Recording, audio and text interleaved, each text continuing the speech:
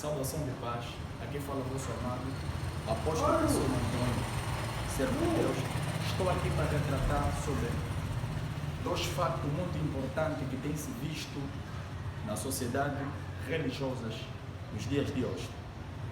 Vou trocar dois pontos. Vou falar de dois reis. Um rei que se levou, levado pela carnalidade, e outro se levou ser levado pela vontade do Espírito. São dois reis. Um é Saul, um é Davi. Primeiro eu vou retratar de Saul. Saul é aquele rei em que o povo o escolheu e Deus deu, porque o povo pedia um rei, para que na verdade eles possam ver, assim como outras nações tivessem um rei visto para as pessoas poderem ver. E o povo pediu um rei e Deus concedeu a esse povo um rei que é o chamado Saul. Mas só que o seu ministério, Saul, se deixou levar pela emoção, pela carnalidade e pela desobediência acima de tudo.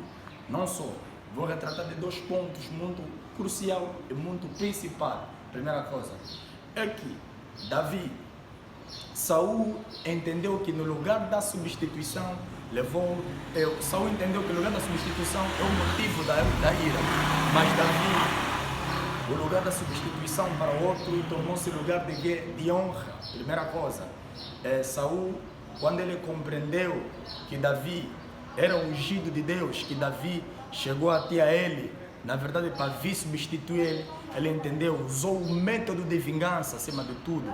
Primeira coisa, o Saul só perdeu a titularidade de rei porque por desobedecer, e às vezes a desobediência de Saul, ou a desobediência de Saul começou a surgir de uma forma de espírito de fortaleza.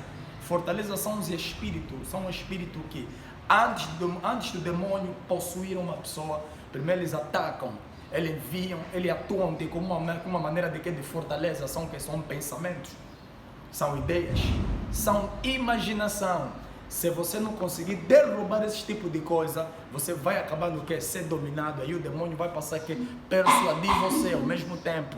Vai passar a persuadir vocês. Em nenhuma parte da Bíblia ela diz, né? O Saul foi o primeiro rei a ser persuadido por um demônio.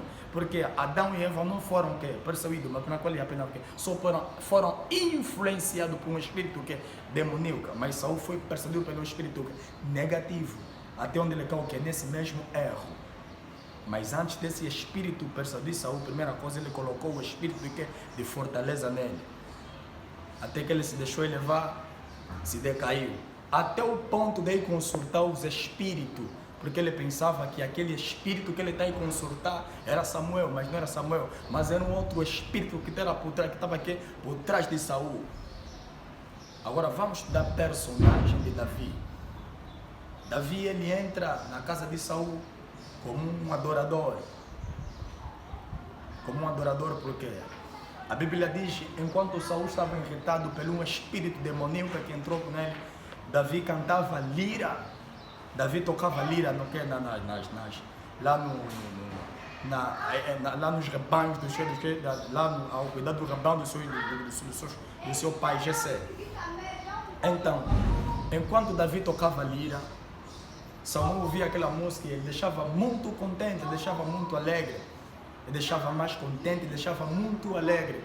Até que um certo dia, Saul mandou chamar este mesmo jovem que cantava aquela lira. Davi passou a cantar ao lado de Saul, até que Saul ficou quieto. Acalmou o espírito de Saul. E Saul disse que ele tem que ficar aqui no palácio. Sem saber que o Davi seria o segundo, seria o seu substituidor seria o seu sucessor do lugar de trono. E logo Davi ia entrar no trono. Primeira coisa, quando Saul passou a entender, viu a dimensão de Davi, então Saul começou a perseguir Davi. Mas Davi, mesmo sendo perseguido, mostrou lugar de honrar aquela pessoa que ele encontrou no trono. Ele sempre honrava o Saul, porque numa das batalhas contra Saul e Davi, Saul tentou atacar Davi, mas distraidamente Saul Davi, ele vinha lentamente, cortou nas ondas de Saul. Ainda ele disse, se eu tivesse para te matar, já deveria te matar bastante tempo. Eu acabei de cortar uma das suas orlas, mostrou aquilo, deitou. Até que os exércitos de Davi diziam, não, vamos poder derrotar o Saul, mas Davi disse, quem sou eu para combater contra o ungido de Deus? Primeira coisa, Davi no lugar de Saul, ele prestava honra, prestava respeito e temor acima de tudo. Isso foi comprovado quando Saul morreu. Quando Saul morreu, Davi chorou, Davi lamentou, porque ele entendeu o tipo de pessoa que Saul era. Ele era ungido, não só. Ele era ungido. O tipo de Saul que ele era. Então, até que o Davi tomou o seu lugar da posição de trono, nem com isso ignorou o outro, nem com isso ignorou rei Saul. Isso como?